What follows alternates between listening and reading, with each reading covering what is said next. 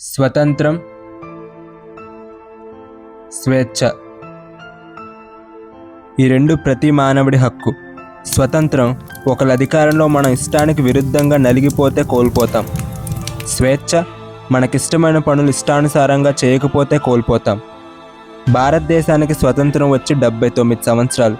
కానీ అదే భారతదేశంలో ఒక మారుమూలని గ్రామం గ్రోవణంలో ఇంకా స్వతంత్రం రాలేదు. అక్కడ నివసించే ఆడవారికి వారంలో 7 రోజులు నిత్యం 9 పనులు చేస్తూ కుక్కిని పేనులా బతుకుతారు గ్రోవణంలో ఆడవాళ్ళు. అక్కడ ఆడవారికి ఎన్నో రెస్ట్రిక్షన్స్ పెడతారు మగవాళ్ళు. వాళ్ళకి స్వేచ్ఛగా బతికే హక్కే ఉండదు. ఇంటి వంట పనులు తప్ప ఇంకెందులోనే వాళ్ళని వాడరు. పుట్టినప్పుడు నాన్నకి బరువు, పెరుగుతున్నప్పుడు అన్నకి భారం, పెళ్ళయ్యాక భర్తకి బాధ్యత. వీటి కోసం మాత్రమే ఆడపిల్ల అనే ఆలోచన వాళ్ళది. ఆడవారి ఇష్టాలను తెలుసుకోరు, వాళ్ళ ఆశలను పట్టించుకోరు, ఇంకా వాళ్ళ కలలను అంటారా గుర్తించరు. ఆ ఊర్లో ఉన్న మగవాళ్ళకి ఆడదన్నా ఆవన్నా ఒకటే. రెండింటిని వాళ్ళ అవసరం కోసమే వాడుకుంటారు. తర్వాత తాడు వేసి ఆవుని వీధిలో కడతారు, ఆడవారిని ఇంట్లో కడతారు. అంతే తేడా. అయితే గ్రోవణంలో ఒక్క అమ్మాయి మాత్రం తాడుని తెంపి ఊరిని దాటి తన కలలను సాకారం చేసుకోవడానికి గ్రోవణం నుంచి సిటీకి బయలుదేరింది. ప్రతి కథ మొదలయ్యేది అనగనగా అనే పదంతో. ప్రతి ఒక్కరి చదువుని అర్థమయ్యేలా మంచి కథలతో చెప్పాలని ధ్యేయం గలదే ఈ అనగ.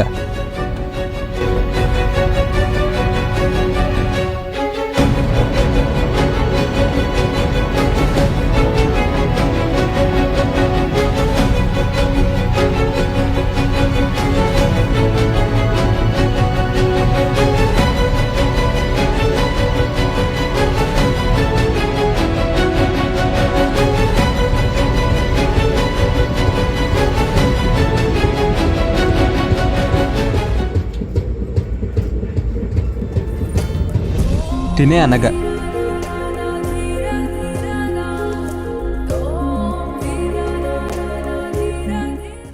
తన గ్రామాన్ని, తన అమ్మా నాన్నని, అలాగే తన ఊరు గ్రోవణాన్ని విడిచి సిటీకి వస్తుంది తన కలలను నెరవేర్చుకోవడానికి. ప్రతి విద్యార్థి చదువుని బట్టి పట్టకుండా అర్థం చేసుకొని చదివి ప్రయోజకులు అవ్వాలన్నదే తన కళ. అనగాకి చదువు అంటే ప్రాణం. చిన్నప్పటి నుంచే కవితలు రాయడం, పుస్తకాలను చదవడం, రామాయణ మహాభారత కథల్ని అర్థం చేసుకొని అన్వయించడం వంటివి చేసేది. తన అమ్మమ్మ తనకి వచ్చిన కొద్దిపాటి చదువు చెప్పేది. అలా చదువుపై తనకిష్టం పుట్టింది. గ్రోవణంలో బాయ్స్ అండ్ గర్ల్స్కి స్కూల్స్ సపరేట్గా ఉంటాయి. గర్ల్స్ స్కూల్ ఉందని పేరే కానీ అదొక పాడుబడ్డ భవనం. ఆ భవనంలో బూజు గ్రోవణంలో బ్రీజ్ కన్నా ఎక్కువ, అక్కడ మగవాళ్ళ నుజ్జులో ఆడది అనే చులకన భావం కన్నా తక్కువ. అమ్మాయిలు ఎవరిని అక్కడ మగవాళ్ళు చదువుకోమని ప్రోత్సహించరు. చదివితే వాళ్ళ జ్ఞానం వచ్చేస్తుందనే ఉద్దేశం వాళ్ళది. కానీ బాయ్స్ స్కూల్స్ చాలా బాగుంటాయి. ఆ బాయ్స్ స్కూల్లోనే విశ్వనాథ్ అనే ఒక టీచర్ వర్క్ చేస్తారు. గ్రామం మొత్తంలో ఏకైక మంచి వ్యక్తి. అనగాకి చదువుపై ఇంట్రెస్ట్తో ఆమెకు ట్యూషన్స్ చెప్పేవారు. అలా అనగాకి చదువు అంటే చాలా ఇష్టం ఏర్పడింది. తను నేర్చుకున్న ప్రతి అంశాన్ని కొత్త కోణంతో అర్థం చేసుకునేది. అలా ఎన్నో కాన్సెప్ట్స్ని కనిపెట్టి తన తోటి విద్యార్థులకు అర్థమయ్యేలా చెప్పేది. తన తెలివితో గురువునే ఆశ్చర్యపరిచేది చాలాసార్లు. అలాగే విశ్వనాథ్ గారి కూతురు గిరిజతో మంచి స్నేహం కుదిరింది అనగాకి. అలా కాలం గడుస్తుండగా విశ్వనాథ్ గారికి వేరే ఊరు ట్రాన్స్ఫర్ అయింది. గ్రామాన్ని ఒక్కసారి వదిలితే మళ్ళీ లోపలికి తిరిగి రాకూడదనే నియమం ఊరు వాళ్ళది. ఊర్లో అంటే వాళ్ళ పిచ్చి నియమాలకి ఎదగలేనని విశ్వనాథ్కి అర్థమై ట్రాన్స్ఫర్కి ఒప్పుకున్నారు. అనగాని సిటీకి నాతో పంపండి అని అనగా నాన్నని ఎంత బతిమాలినా ఆయన వినలేదు. ఆడపిల్లని ఊరు దాటనివ్వమనే పొగరుగా చెప్పారు. ఇంకా చేసేది లేక విశ్వనాథ్ గారు బాధతో అనగాని ఊరిని వదిలి తన కూతురు గిరిజతో వేరే ఊరికి వెళ్ళిపోయారు. అనగా ఎంతో బాధపడింది విశ్వనాథ్ గారు వెళ్ళిపోవడం వల్ల. గిరిజ కూడా చాలా బాధపడింది అనగాని వదిలేసి వెళ్తున్నందుకు. అనగా చదువు ఆగిపోకూడదని ఆమెకు ప్రతి నెల ఎన్నో పుస్తకాలు కొరియర్ ద్వారా పంపేవారు విశ్వనాథ్ గారు. అనగా అవి చదివి తన జ్ఞానాన్ని పెంచుకునేది. ఏళ్ళు గడిచాయి. అనగా ఏకసంతాగ్రహి మంచి జ్ఞానాన్ని సంపాదించుకుంది.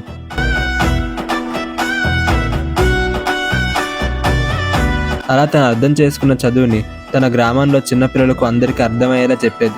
చిన్నపిల్లలకే కాదు, తనకన్నా పెద్దవాళ్ళు కూడా డౌట్స్ చెప్పేది. తన నాలెడ్జ్కి అందరూ ఆశ్చర్యపోయేవారు.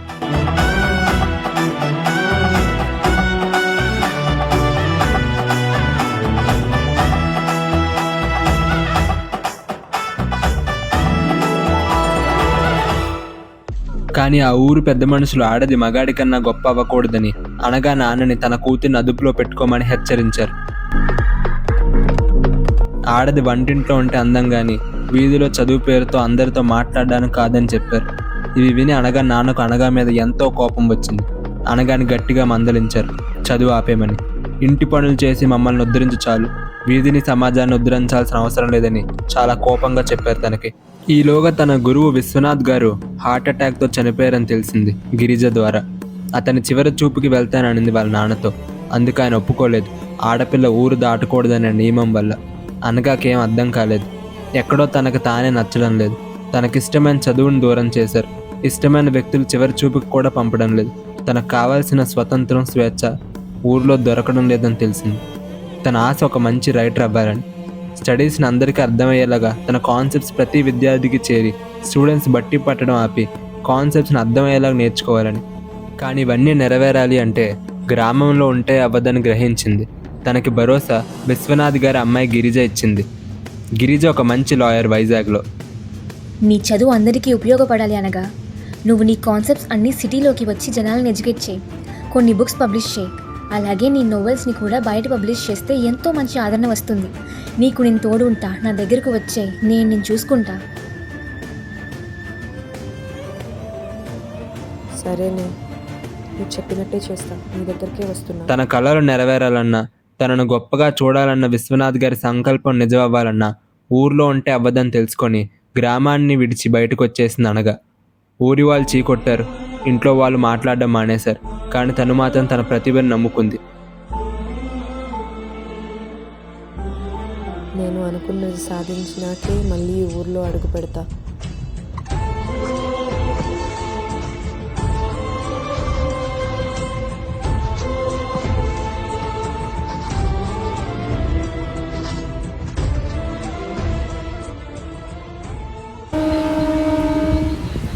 సిటీలో అడుగుపెట్టింది.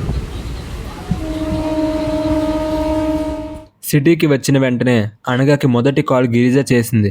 అదే గిరిజ ఆఖరి కాల్. గిరిజ చావు బతుకులతో కారు యాక్సిడెంట్లో కొట్టుమిట్టాడుతూ అనగాతో మాట్లాడింది. తను చావుకు కారణమైన వాళ్ళ గురించి చెప్పింది. అలాగే అనగా నాది ఒకే ఒక్క చివరి కోరిక, అది తీర్చగలవా? అది విని అనగా ఎంతో షాక్ అయింది. గిరిజ కోరికను ఎలాగైనా తీర్చాలనుకుంది. అప్పటికే న్యూస్లో గిరిజ గురించి బ్యాడ్గా ఆర్టికల్స్ వచ్చాయి. The fiery fabrication scandal reaches a climax tonight as we can confirm. తనొక కరప్షన్ లాయర్ అని. ఇది విని అనగా చాలా బాధపడింది. తన ఫేమ్ని ఎవరో కావాలనే బ్యాడ్ చేస్తున్నారని గ్రహించింది. కానీ అది ఎవరో కూడా తనకు తెలీదు.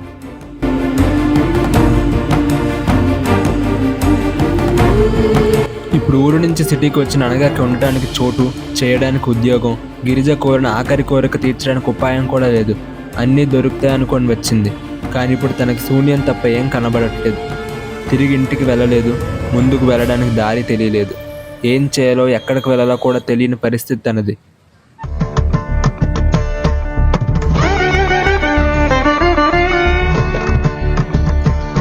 అంతా తను నమ్ముకున్న దేవుడిపైనే భారం వేసింది.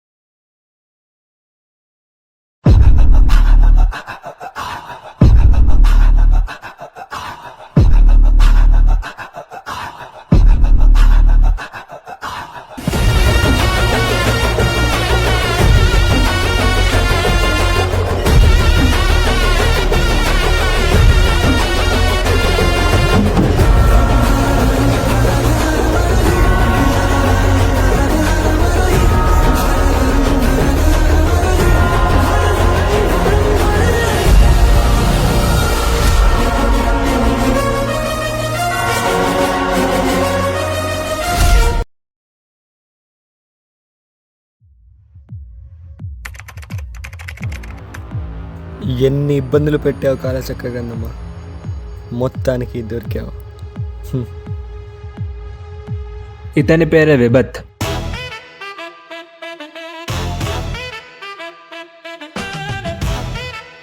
ఒక దొంగ గూఢచారి.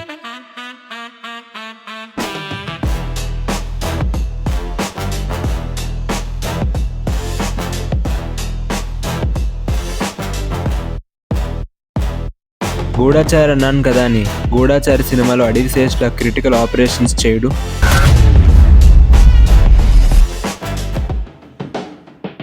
అలానే దురంధర్ మూవీలో రణ్వీర్ సింగ్ లాగా రిస్కీ ఫైట్స్ కూడా చేయడు. సింపుల్గా స్పై చేస్తాడు. అబ్జర్వెన్స్ తన మోస్ట్ వాల్యుబుల్ స్కిల్. తను టార్గెట్ చేసిన మనుషుల్ని క్షుణ్ణంగా పరిశీలించి వాళ్ళ లోపాలను లోకానికి తెలియజేసి తేలిగ్గా వాళ్ళని అంతం చేస్తాడు. ఒక్కసారి టార్గెట్ ఫిక్స్ అయితే ఆ మనిషి పూర్తి డీటెయిల్స్ వాళ్ళకన్నా ఇతని దగ్గర ఎక్కువ ఉంటాయి. సంజు డీటెయిల్స్ పెట్టా, వెంటనే ఆ పర్సన్ని డిఫెమ్ చేసి.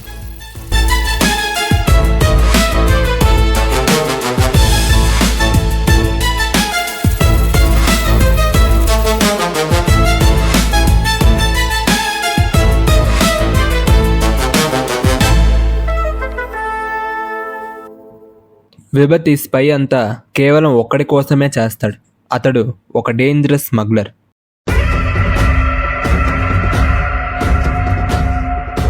అతని పేరే సాచి. ఎన్నో ఇల్లీగల్ బిజినెస్లు చేస్తూ ఉంటాడు.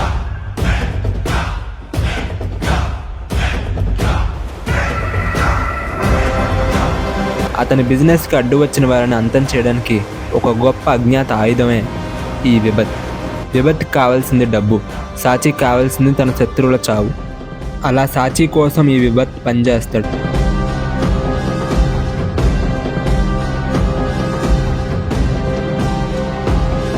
సాచి ఎనిమిస్ని విభత్ స్పై చేసి ఎనిమిస్ యొక్క డీటెయిల్స్ని సేకరిస్తాడు. సేకరించిన వాటితో వాళ్ళ నెగిటివ్స్ తెలుసుకొని ట్రాప్ చేసి చంపుతాడు. విభత్ మోస్ట్ పవర్ఫుల్ వెపన్ జనంలో ఈజీగా కలిసిపోవడం. మంచిగా ఫ్రెండ్షిప్ చేసుకుని తేలిగ్గా మనుషుల్ని ముంచేసి పని ముగిస్తాడు. కొట్టడు, చంపడు. ఈజీగా వాళ్ళ సీక్రెట్స్ని డీఫేమ్ అయ్యేలా సోషల్ మీడియాలో పెడతాడు. ఆ సోషల్ మీడియా నెట్వర్కింగ్ని హ్యాండిల్ చేసేదే సంజు. డీప్ ఫేక్ సాఫ్ట్వేర్స్ వాడి ఫేక్ న్యూస్ని స్ప్రెడ్ చేస్తాడు విభత్ ఇచ్చిన సాచి ఎనిమి యొక్క సీక్రెట్ డీటెయిల్స్తో. దీనితో బాధకి గురై సాచి ఎనిమిస్ మ్యాక్సిమం సూసైడ్ అటెంప్ట్ చేసుకొని చనిపోతారు, లేదా విభత్ యాక్సిడెంట్ చేయించి చంపుతాడు వాళ్ళని. ఇలా ఎందరో మనుషుల్ని విభత్ స్పై చేసి సాచికి ఎంతో హెల్ప్ చేశాడు. అందులో ఒకలే అనగా స్నేహితురాలు గిరిజ. గిరిజ పేరుని చెడగొట్టి తనని యాక్సిడెంట్లో చంపింది విభత్తే. గిరిజ సాచికి ఒకానొక పరిస్థితిలో ఎదురు తిరిగింది. అందుకే విభత్ గిరిజను చంపేశాడు. అయితే ఇప్పుడు సాచి ఇచ్చిన కొత్త టార్గెట్ కాలచక్ర గ్రంథాన్ని కనిపెట్టడం. దాన్ని సాచి ఒకప్పుడు వాడేవాడు, కానీ కొన్ని అనివార్య కారణాల వల్ల దాన్ని కడువ ప్రదేశంలో పోగొట్టుకున్నాడు. దాన్ని ఎలాగైనా పట్టుకోమని విభత్కి చెప్పాడు సాచి. నేను చూసుకుంటా సాచి, నీకు కావాల్సిన కాలచక్ర గ్రంథాన్ని ఎలాగైనా కనుక్కుంటా. అది ఎక్కడున్నా ఎవడి దగ్గరున్నా నేను నీకు అది ఇస్తా. నాకేం కావాలో నీకు బాగా తెలుసు, అది తీర్చిచ్చా.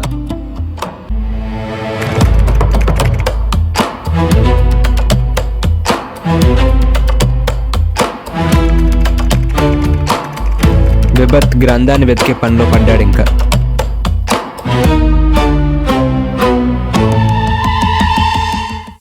కాలచక్ర గ్రంథం కడువ ప్రదేశంలో సాచి పోగొట్టుకున్నాడు. దాన్ని అక్కడి నుంచి ఎవరు తీశారని ఇన్వెస్టిగేషన్ స్టార్ట్ చేశాడు విభత్. ఆ ప్రదేశాన్ని క్షుణ్ణంగా పరిశీలించాడు.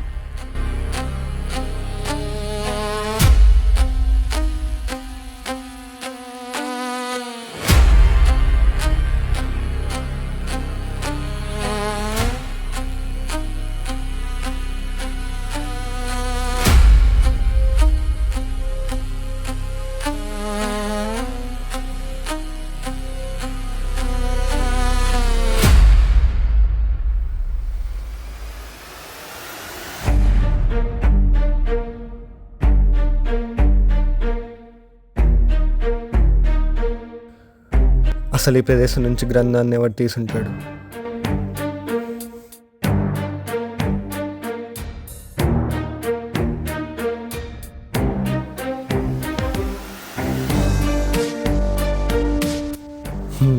ఇక్కడ సీసీ కెమెరా ఉంది, ఖచ్చితంగా ఇందులో తీసినోడు రికార్డ్ అయి ఉంటాడు.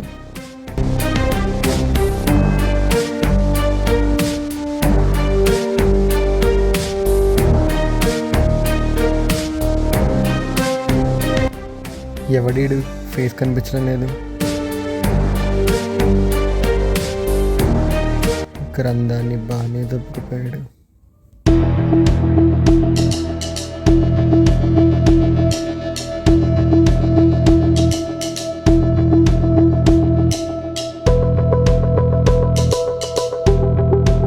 ఈ బుక్ ఏంటి చాలా డిఫరెంట్గా ఉంది, వింతగా. డైరీ కొందాం అనుకున్నా, పోన్లే ఇది దొరికింది, వాడుకుందాం.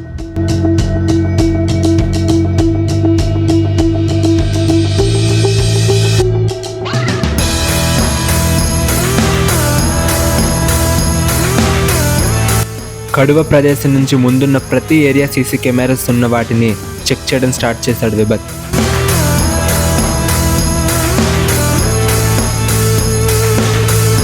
అలా ప్రతి సీసీ కెమెరాని చెక్ చేస్తున్నాడు విభత్.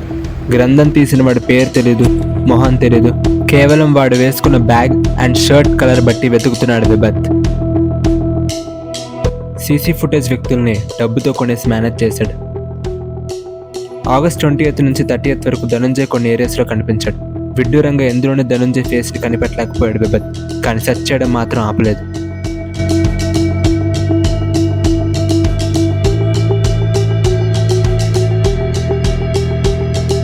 ఫైనల్గా ఆగస్ట్ 30th సిరిసిరి ఏరియాలో ఒక సీసీ కెమెరాలో క్యాప్చర్ అయ్యాడు. అక్కడ కూడా ఫేస్ కనబడలేదు. బట్ తర్వాత డేట్స్లో ఎక్కడ తను జాడలేదు. So August 30th Sirisiri area లోపల ఉన్న కొన్ని కెమెరాస్ చెక్ చేశాడు. అక్కడ 10కి పైగా పీజీస్ ఉన్నాయి. అతన్ని చూస్తే చదువుకోవడం కోసం వచ్చిన కుర్రాడులో ఉన్నాడని విభత్ గ్రహించగలిగాడు. సో ఏదో ఒక పీజీలో దిగి ఉంటాడని అంచనా వేసి హైలీ రిస్ట్రిక్టెడ్ కెమెరాస్ని కొన్ని సంజు ద్వారా సిరిసిరి ఏరియాలో హ్యాక్ చేశాడు. బట్ అవి కేవలం 30 minutes మాత్రమే కంట్రోల్లో ఉంటాయి. ఆ 30 minutes క్షుణ్ణంగా విభత్ పరిశీలించగా గీతికా పీజీలో ధనుంజయ్ లోపలికి వెళ్ళినట్టు తెలిసింది. బట్ ద సాడ్ థింగ్, ఇందులో కూడా ఫేస్ కనిపించలేదు. విభత్ చాలా ఫ్రస్ట్రేట్ అయ్యాడు. వాడిని ఏదో కాపాడుతుందని కోపం పడ్డాడు. ధనుంజయ్ గీతికా పీజీలో ఎంటర్ అయ్యాడు. 208 రూమ్ తీసుకున్నాడు. తన లగేజ్తో రూమ్లో దిగి గ్రంథాన్ని చూశాడు. గ్రంథాన్ని అర్థం చేసుకొని దాన్ని వాడటం స్టార్ట్ చేశాడు. ఇక తన్ని ఎలాగైనా పట్టుకోవాలని గీతికా పీజీలో ఒక నార్మల్ పర్సన్లో ఎంటర్ అయ్యాడు విభత్. ఆగస్ట్ 30th పీజీలో జాయిన్ అయిన డీటెయిల్స్ కనుక్కున్నాడు ధనుంజయ్ని పట్టుకోవడానికి. బట్ అదే రోజున 70 members పైగా ఆ పీజీలో జాయిన్ అయ్యారని ఓనర్ చెప్పాడు. సో ఇప్పుడు గ్రంథాన్ని తీసుకువెళ్ళిన వాడిని పట్టుకోవడం కష్టమైన పని విభత్ అనుకున్నాడు. పీజీలో సీసీ కెమెరాస్ హ్యాక్ చేద్దాం అనుకున్నాడు, కానీ పని చేయవని తెలుసుకున్నాడు. ఇక చేసేది లేక ఆ పీజీలో ఒక ఎంప్లాయ్ అనే ముసుగుతో జాయిన్ అయ్యాడు.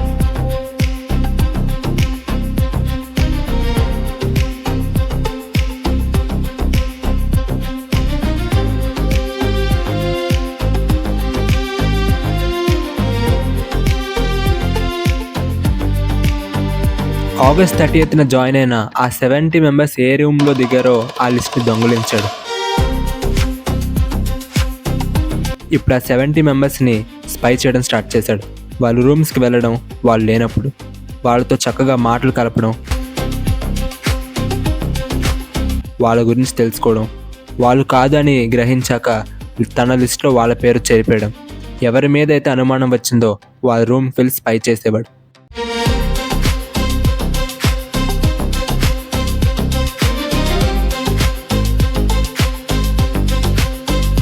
కానీ ఎందుకో ఎప్పుడు ధనుంజయ్ మీద అనుమానం రాలేదు. కళ్ళ ముందు తిరిగినా గుర్తించలేదు.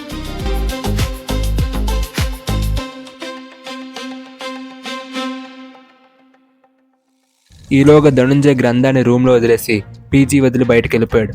వెళ్తున్నట్టు ఓనర్ కూడా చెప్పలేదు. అందుకే ఆ 70 members లిస్ట్లో ఆ ధనుంజయ్ కూడా ఉన్నాడు అనుకున్నాడు విభత్. అతన్ని ఇంకా వెతకలేదు తను. ఈలోగా ధనుంజయ్ రూమ్లోకి విజయ్ దిగాడు. ఆగస్ట్ 30th వచ్చిన వాళ్ళలో విజయ్ కూడా ఒకడు. తన రూమ్ వెంటిలేషన్ బాగాలేదని ధనుంజయ్ రూమ్ 208లో దిగాడు. విజయ్ గ్రంథాన్ని హాయిగా వాడాడు. అలా విజయ్ యొక్క గర్వం సడన్గా అతన్ని రిచ్ అవ్వడం చూసి విభత్ అతని మీద స్పై చేయడం స్టార్ట్ చేసి వాళ్ళ రూమ్కి షిఫ్ట్ అయ్యాడు. కిరీటితో మంచిగా ఫ్రెండ్షిప్ చేసుకున్నాడు. వాళ్ళకి తెలియకుండా ఎన్నోసార్లు వాళ్ళ రూమ్లో అన్నీ చెక్ చేసేవాడు, కానీ గ్రంథం ఎక్కడా దొరకలేదు. ఇతని దగ్గర కూడా గ్రంథం లేదేమో అని భావించి ఫ్రస్ట్రేట్ అయ్యాడు. విజయ్ గ్రంథం వాడటం ఎప్పుడూ గమనించలేదు విభత్ రూమ్లో. ఎందుకంటే ఎవరు తనని గమనించినప్పుడు, ఎవరు చుట్టు పరిసరాల్లో లేనప్పుడు మాత్రమే విజయ్ గ్రంథాన్ని వాడేవాడు. విజయ్ ఎప్పుడు తన బ్యాగ్లోనే గ్రంథాన్ని పెట్టేవాడు. బ్యాగ్ని ఎవరికి ఇచ్చేవాడు కాదు, ఒక్కసారి తప్ప. అదే తన కొంప ముంచింది.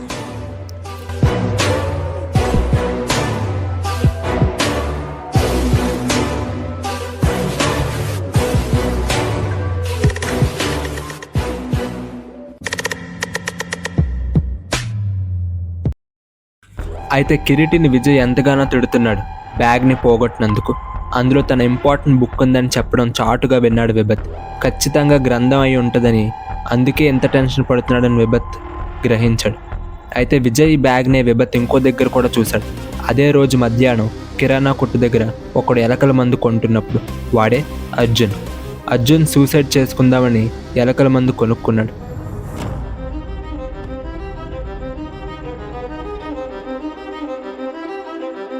విభత్ అతన్ని అనుమానంగా చూశాడు. వీడెవడో సూసైడ్ చేసుకోబోతున్నాడని తన స్పై బ్రెయిన్తో గ్రహించాడు. అప్పుడు తన బ్యాగ్ని నోటీస్ చేశాడు. Same Vijay bag. విభత్ తన బ్రెయిన్కి బాగా పదును పెట్టి ఆలోచించడం స్టార్ట్ చేశాడు. చద్దామని ఎలకల మందు తీసుకొని వెళ్ళినవాడు మరుసటి రోజు కూడా బతికుంటే ఖచ్చితంగా వాడి దగ్గర గ్రంథం ఉన్నట్టే అని అనుకున్నాడు. అతని రూమ్ కనుక్కున్నాడు. తన రూమ్ ముందు మినీ సీసీ కెమెరా ఫిక్స్ చేశాడు. మరుసటి రోజు వాడు 7లా కాకుండా బతికి డోర్ తీస్తే ఖచ్చితంగా వీడి దగ్గర గ్రంథం వెళ్ళినట్టు అని అనుకున్నట్టే బతికి సర్టిఫికేట్ కోసం బయటకు వచ్చాడు. విజయ్ రూమ్కి అర్జున్ వెళ్ళే టైంలో విభత్ రికార్డింగ్లో చూసి ఎంతో సంతోషించాడు. విభత్ అర్జున్ రూమ్లోకి వెళ్ళి గ్రంథాన్ని దక్కించుకున్నాడు.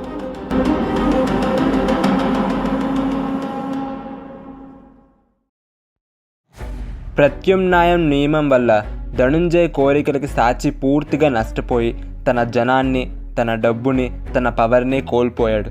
ఒక్క విభత్ మాత్రమే తనకు తోడు. తన నమ్మకం గ్రంథాన్ని మళ్ళీ వెనక్కి తెస్తాడు అని.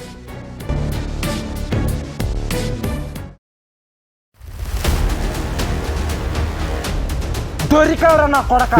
ఎవడ్రా నువ్వు? అన్షు అన్నానురా, నీ వల్ల నా చెల్లి చనిపోయింది కదరా. నాకు తెలుసారా నీకు ఎంతమంది జీవితాలు నాశనం చేసి ఉంటారా స్పై చేసి నా కొడక. నిన్ను వాళ్ళు చంపితే కానీ నాకు మనస్థాంతి ఉండదురా. మోడలింగ్ చేసేది కేవలం మోడలింగ్ చేయాలి. సాక్షి గురించి తెలుసుకోవాలని ప్రయత్నించింది, వచ్చింది. నవ్వకరా రే, చంపేస్తా నిన్ను. ముసుగు తీయరా రే, ఎవడు చేస్తాడో తెలిసిద్ది.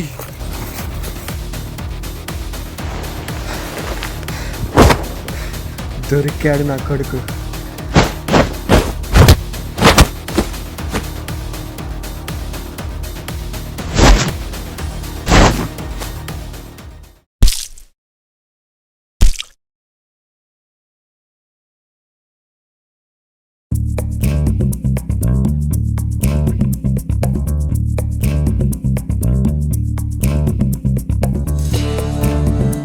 అబ్బా, ఈ ఎండ రేటరా బాబు, మండిపోతున్నాయి. ఈ డెలివరీలు ఇవ్వలేక చచ్చిపోతున్నాను అసలు.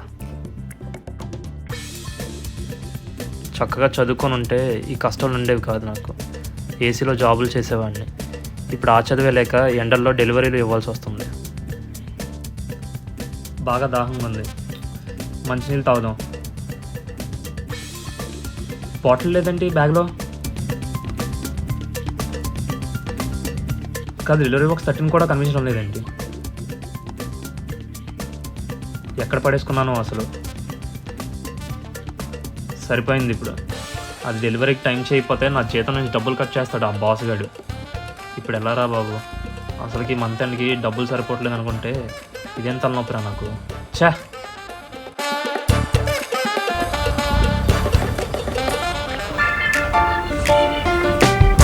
భయ్య ఏంటి బాగా టెన్షన్ పడుతున్నాడు? మన విజయగాడిలా ఏంటో కనుక్కుందాం. ఏమైంది బ్రో, బాగా టెన్షన్ పడుతున్నావు? ఒక డెలివరీ తెచ్చాను బ్రో, ఆ బాక్స్ ఏమో మిస్ అయింది. అసలుకి ఈ మధ్య మా ఓనర్ ఏమొచ్చి లేట్గా డెలివరీ చేస్తున్నానని తిడుతున్నాడు. ఇంకా ఇలా ఒక బాక్స్ పోయిందని చెప్తే చెక్కేస్తాడు నన్ను. శాలరీ కూడా లేట్ అవుతుంది. ఇప్పుడు ఏం చేయాలో అర్థం కావట్లేదు. పూర్తిగా టెన్షన్ వచ్చేస్తుంది, మైండ్ పని చేయట్లేదు. ఎందుకే ఆ డెలివరీ ఏంటి బ్రో? ఒక డైరీ బ్రో. ఈరోజు నేను ఎవరికైనా సాయం చేస్తే నాకు ఈ వీక్ అంత మంచి జరుగుతుందని నా జ్యోతిషుడు చెప్పారు. ఇతనికి ఏదో విధంగా మనం సాయం చేద్దాం. ఏం చేయాలో అర్థం కావట్లేదు బ్రో. ఏమైనా ఐడియా ఉంటే బ్రో, చాలా టెన్షన్గా ఉంది అసలు. కొంచెం ఉంది బ్రో.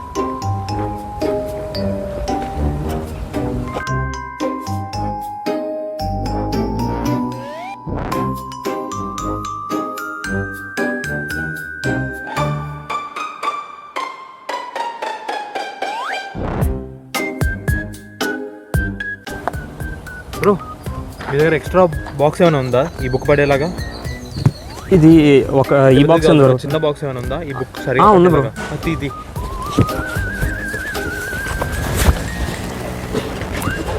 Perfect bro. దీంట్లో ఈ బుక్ పెట్టేసి దీంట్లో ఎవరికి డెలివరీ చేయాలనుకుంటున్నావు వాళ్ళ డీటెయిల్స్ని స్టిక్కర్ చేసి వాళ్ళకి డెలివరీ ఇచ్చేసి అయిపోయింది. సూపర్ ఐడియా బ్రో, చాలా థ్యాంక్స్ బ్రో. పర్లేదు బ్రో, మీరు వెళ్ళండి. ఎందుకు ఇది ఏ బుక్ బ్రో? చాలా వింతగా ఉంది. అదేదో తొక్కలో బుక్ బ్రో, ఎవడో గొట్టంగాడు పడేసుకున్నాడు దాంట్లో. మనకి ఏ బుక్ అయితే మనకి ఏంటి, మనకు ఉపయోగపడుతుంది కదా, అది చాలు. చాలా థ్యాంక్స్ బ్రో, మీ సాయం ఉంచుకోను, ఎప్పుడైనా తీసుకుంటాను మీరు. పర్లేదు బ్రో, బీ హ్యాపీ.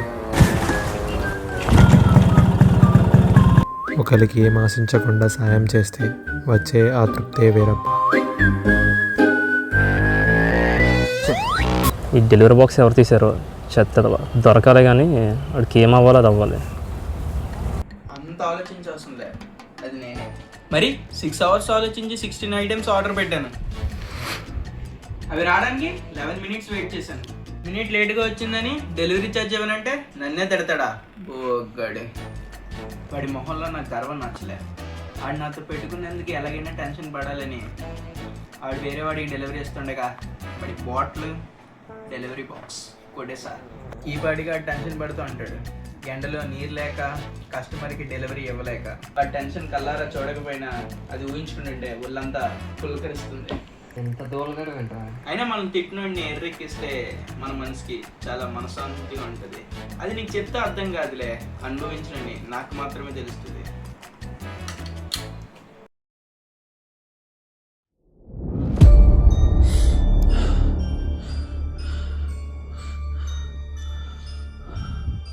మనశ్శాంతి లేకుండా పోయింది. గ్రంథం పోవడం కాదు కానీ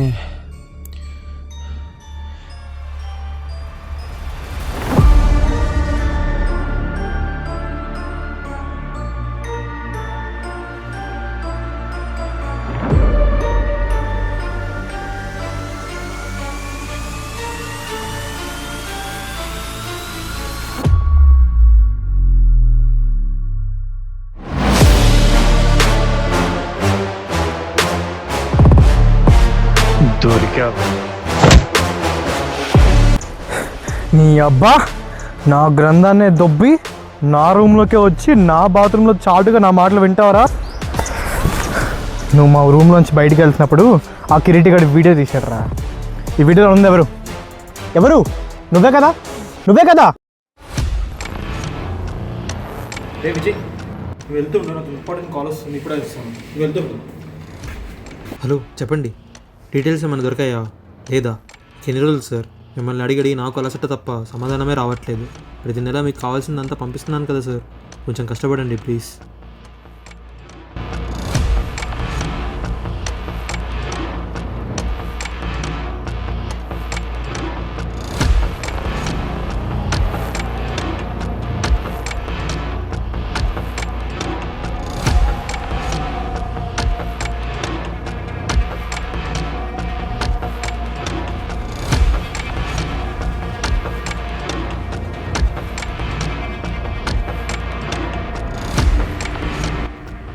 వీడేంటి మా రూమ్లో?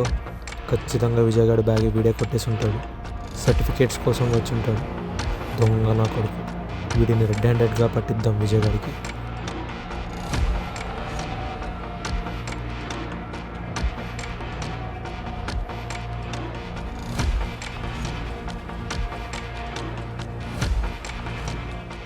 నువ్వే కదా, ఎందుకు వచ్చా నా రూమ్లోకి?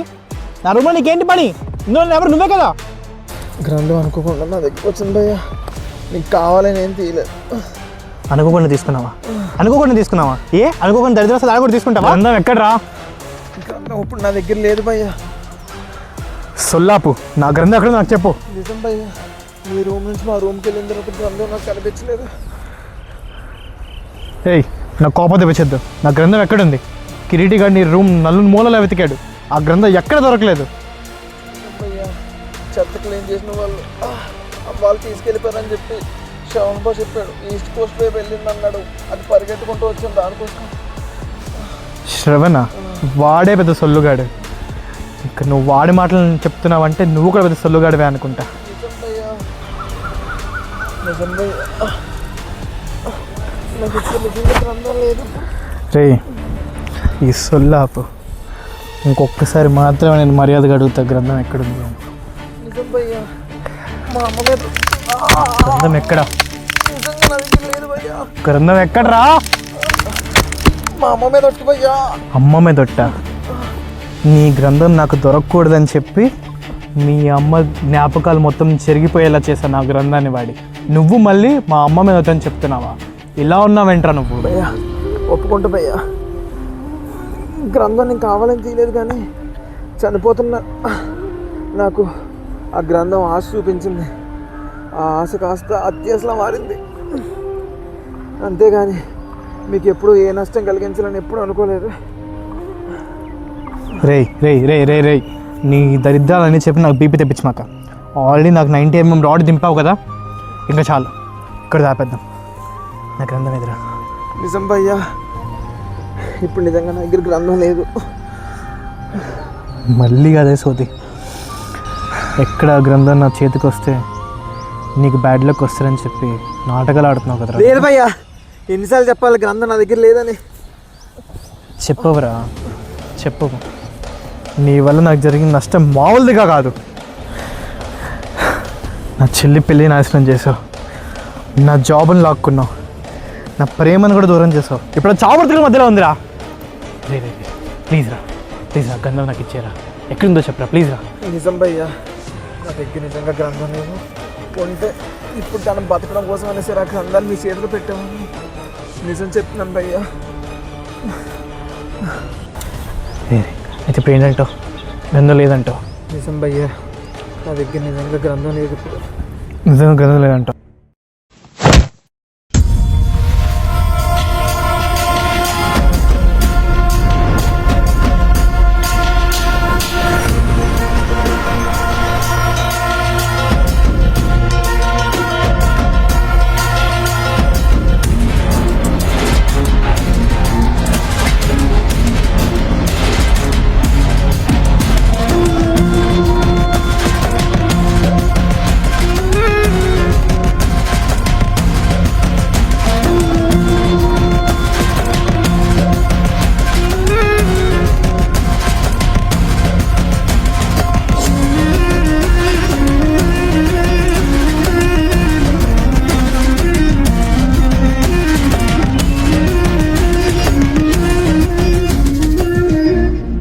నీతోనే గ్రంథం తెప్పిస్తారా నేను, అది ఎక్కడున్నా సరే.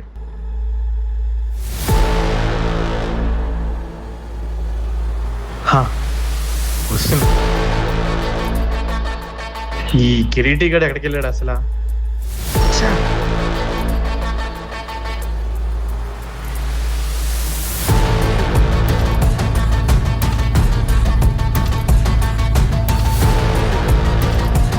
ఇప్పుడు వెళ్ళదు అదే బాక్స్ కొడక్క.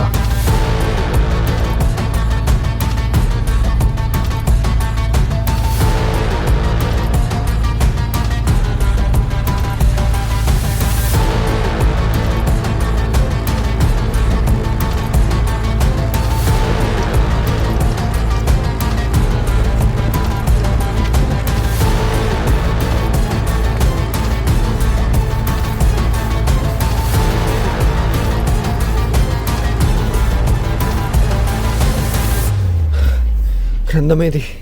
ఇక్కడే కదా పడింది, కనబడట్లేదండి. ఎవడు తీసాడ్రా? చేతుల దాకా వచ్చి చేజార్చుకున్నా. ఇప్పుడు సాచికి ఏం చెప్పాలి? ఎక్కడున్నావు గ్రంథమా? అనగా you are terminated from this office. రేపు నీ ప్లేస్లో ఒక అబ్బాయి వస్తాడు. నీ asset and ID card submit చేసి వెళ్ళు.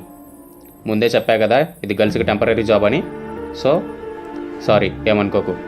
రే సిద్ధు, రేపు కొత్తగా జరిపోయే అర్జున్ గాడికి ఈ డెస్క్ చూపించండి. నిజంగానే ఆడదానిలాగా పుట్టడం ఒక నరకమే. సమాజంలో ఏ పని స్వేచ్ఛగా చేయలేం. తల్లిదండ్రులు ఇల్లుని దాటొద్దంటారు, బంధువులు ఊరిని దాటొద్దంటారు, సమాజం హద్దులో దాటొద్దంటది. మనకి కావాల్సింది ఎవ్వరికీ అక్కర్లేదు, అందరికీ మనం కావాలి.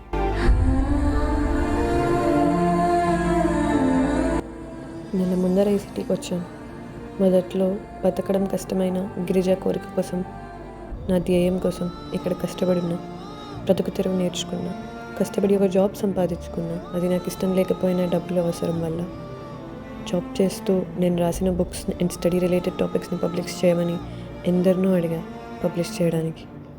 అంటే ఏంటి ఇప్పుడు నువ్వు తయారు చేసిన కాన్సెప్ట్స్ అన్నీ పిల్లలందరూ చదివేసి జ్ఞానవంతులైపోయి దేశాన్ని ఉద్ధరించేస్తారా? అందరూ దేశాన్ని ఉద్ధరించేస్తే ఇంకా మేమెందుకే అడుక్కు తినాలి? మేము అందరికీ అర్థమయ్యేలా సిలబస్ ఉంటే యావరేజ్ స్టూడెంట్స్ ఎక్కడ ఉంటారు? మాకు కావాల్సింది 10% సక్సెస్ స్టూడెంట్స్, 10% కంటే తక్కువ ఫెయిల్యూర్ స్టూడెంట్స్, మిగిలిన 80% యావరేజ్ స్టూడెంట్స్ ఉండాలి. వీళ్ళ వల్లే సమాజం ఏర్పడుతుంది. క్లారిటీ లేకుండా కన్ఫ్యూజన్లో కొట్టుమిట్టాడుతూ ఉంటారు. వీళ్ళకి సక్సెస్ అయిన వాడిని చూస్తే టెన్షన్, ఫెయిల్యూర్ అయిన వాడిని చూస్తే భయం. సక్సెస్ అవ్వు అని పేరెంట్స్ ప్రెజర్ పెట్టినా తట్టుకోలేరు, కానీ సక్సెస్ అవ్వాలని ఆశ. సో ఇప్పుడు ఈ average students average coaching centres ఎన్నో వాటిలో జాయిన్ అవుతారు. హైదరాబాద్ అడుగడుగు ఎన్ని కోచింగ్ సెంటర్స్ ఉంటాయో నీకు ప్రత్యేకంగా చెప్పాల్సిన అవసరం లేదు. గొర్రెల్లా జనాలు వెళ్తారు, కానీ అక్కడ కూడా కేవలం 10% మాత్రమే సక్సెస్ ఉంటుంది. మిగతా 90% మళ్ళీ లూపులో చదువుతారు. మనీ సర్క్యులేట్ అవుతుంది, మా బిజినెస్లు జరుగుతాయి. అసలు ఇదంతా ఎక్కడి నుంచి వస్తుంది? యావరేజ్ స్టూడెంట్స్కి చదువు సరిగ్గా అర్థం కాక. ఎందుకు అర్థం కావట్లేదు? ప్రతి మట్టి బుర్రకి అర్థమయ్యేలాగా కాన్సెప్ట్స్ లేవు కాబట్టి. అర్థమైతే మాకు డొనేషన్స్ ఎక్కడి నుంచి వస్తాయి? ట్యూషన్ ఫీజులు ఎక్కడి నుంచి వస్తాయి? అబ్బో చెప్తే ఇంకా ఎన్నో ఉంటాయి. చదువు అనేది అందరికీ అర్థమైతే సొసైటీ బ్యాలెన్స్లో ఉండదు. ఇంకోసారి నాకు ఈ పేపర్లు కాన్సెప్ట్లు పట్టుకొని ఈ చుట్టుపక్కల నాకు కానీ ఇంకెవరికైనా ఎక్కడైనా చెప్పినట్టు నాకు కనపడినా వినపడినా నరికి పోగులు పెడతా. అర్థమైందా?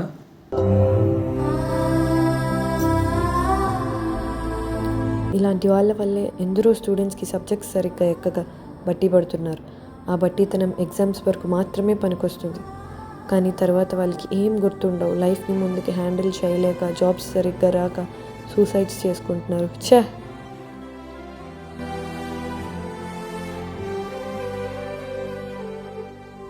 నా కళ నెరవేరట్లేదు అనే బాధ కన్నా గిరిజ ఆఖరి కోరిక తీరుస్తానో లేదు అన్న బాధే ఎక్కువగా ఉంది.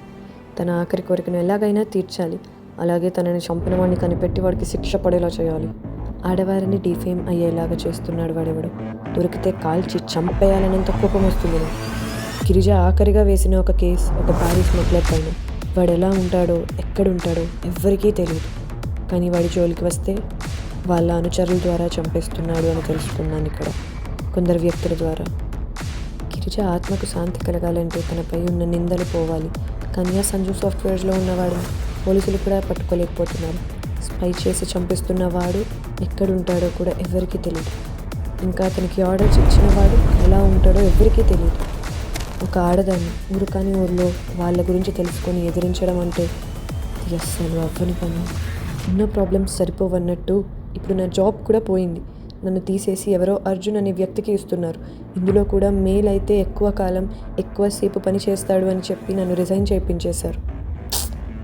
నిజంగా నా కళ నెరవేరాలన్నా, గిరిజ కోరిక తీరాలన్నా, ఆ స్పై పర్సన్స్ని పట్టుకోవాలన్నా, చదువు అందరికీ అర్థమయ్యేలా చెప్పాలన్నా, ఇలా ఆడదానిలా ఉంటే ఏమీ చేయలేను. ఒక్క మగాడిలా పుట్టుంటే ఇవన్నీ జరిగేవేమో. ఆడదానిలా పుట్టడం వల్లే అనుకుంటాయేమో ఇదంతా. ఏం చేయలేకపోతున్నాను. ఛే!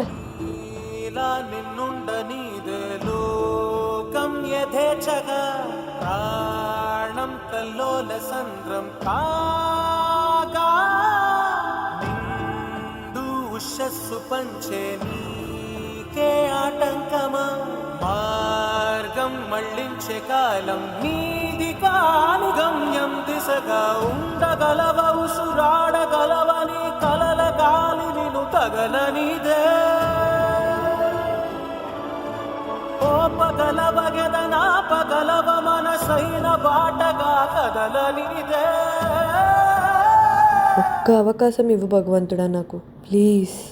క్షేత్రపాలక సమర కౌతుక ఖడ్గ చాలక రక్షకం క్షాత్రనాయక స్ఫూర్తిదాయక కార్య సాధక దక్షకం గురు ప్రహర్షణ కారకం మమ పుత్ర సన్నిభవాయకం వాత్సల్య భావ ప్రేరకం. ఈ అనగా మేడం ఈ బుక్ని చూసి నన్ను ఏమనుకుంటా ఉంటే చాలు, ఈవిడెవరో కానీ గ్యాంగ్ లీడర్ సినిమాలో నాని రేంజ్ రైటర్ అనుకుంటా. వారానికి ఒకసారి ఒక బుక్ ఆర్డర్ పెడుతుంది. ఏం రాస్తారో తెలియదు కానీ అందులో.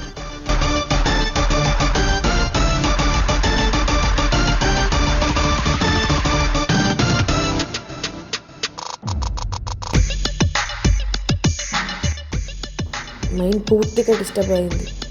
నాలో ఉన్న భావాలు డైరీలో రాయకపోతే నాకు నిద్ర పట్టదు.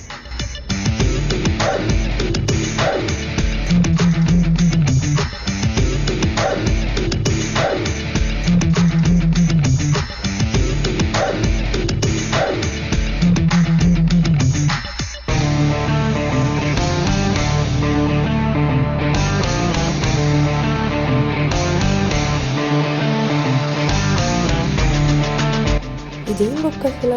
కాలచక్ర గ్రంథమా? నేను ఇది ఆర్డర్ పెట్టలేదే. రిటర్న్ పెట్టేద్దాం.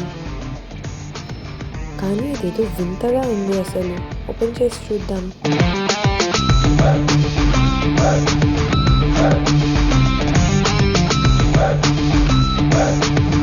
అసలు ఇలాంటివి నిజంగా ఉంటాయా?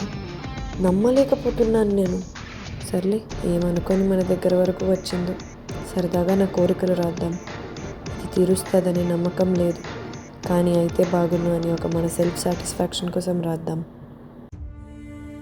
3 కోరికలు కాదు కానీ ఫస్ట్ ఒక్కటి తీర్చు చాలు. నాకున్న ఒకే ఒక పెద్ద కోరిక నేను నా లైఫ్లో సక్సెస్ అవ్వాలన్నా, గిరిజాకున్న బ్యాడ్ ఫేమ్ పోవాలన్నా, దొంగ ముఠాని పట్టుకోవాలన్నా, ఇలా ఆడదానిలా ఉంటే ఏమీ చేయలేను. ఒక్కరోజు నన్ను మగాడిలా మార్చు. నా సమస్యలన్నీ నేను తీర్చుకుంటా. ఈ ఒక్క కోరిక తీర్చు చాలు.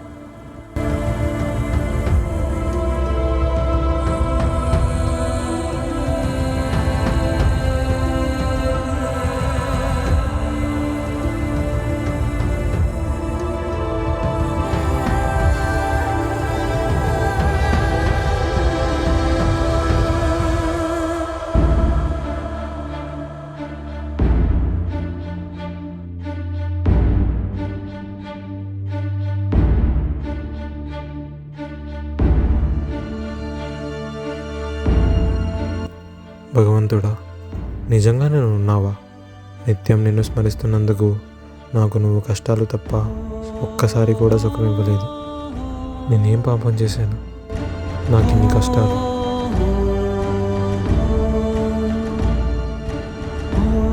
ఎక్కడున్నావు గ్రంథమా? ఇదేం అర్థం కావట్లేదే.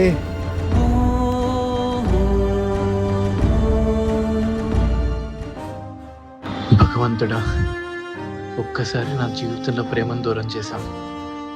నిన్న మొక్కడం మానేశా. ఇప్పుడు నా ఇంకో ప్రేమను దూరం చేయకూడదు. మూర్ఖుడే కదా.